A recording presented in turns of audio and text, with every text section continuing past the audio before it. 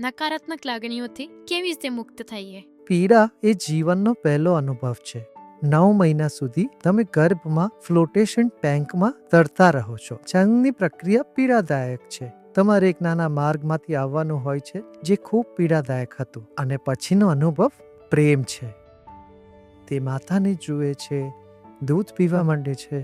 તે જ ક્ષણ છે જ્યારે તે પ્રેમનો અનુભવ કરે છે. જ્યારે પણ તમે ગહન પ્રેમનો અનુભવ કરો છો ત્યારે તે થોડી પીડાને ઉત્તેજિત કરી શકે છે. હવે પીડાથી ભાગવાને બદલે તમે ત્યાં જ રહો.